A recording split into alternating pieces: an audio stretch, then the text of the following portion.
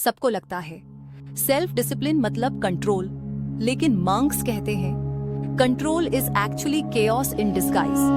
Confused?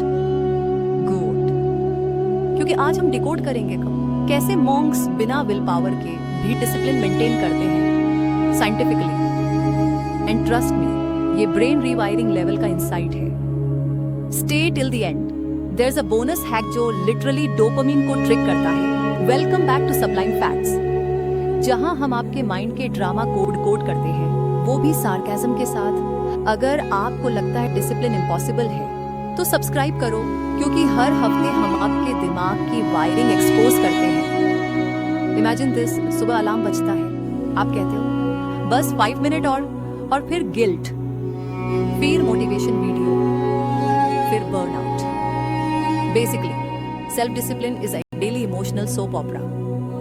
But monks, they wake up at 4 a.m. No alarms, no pep talks, no guilt. How?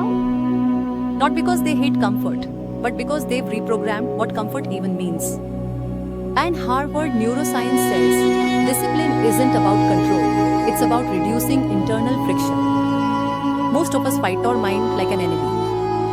हम सोचते हैं discipline का मतलब है खुद को टॉर्चर करना, but truth is, forcing your brain is like yelling at your phone for lagging.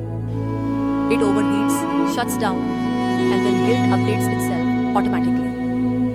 Research from Stanford shows 80% people fail discipline goals not due to laziness but mental fatigue. Our brain literally burns energy resisting itself.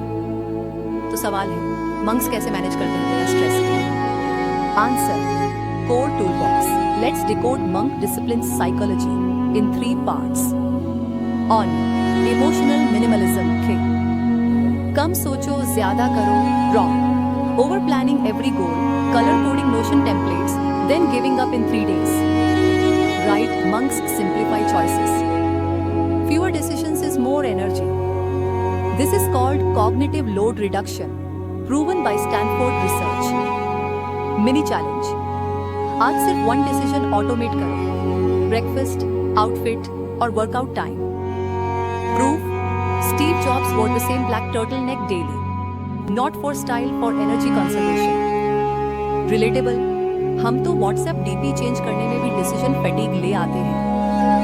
Do dopamine discipline, reward को delay नहीं, redesign करो, wrong, waiting for motivation. Right, creating micro rewards that release dopamine after effort, not before.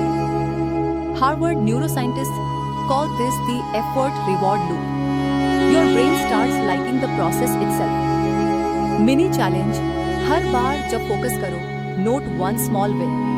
Don't scroll, just breathe and say good brain.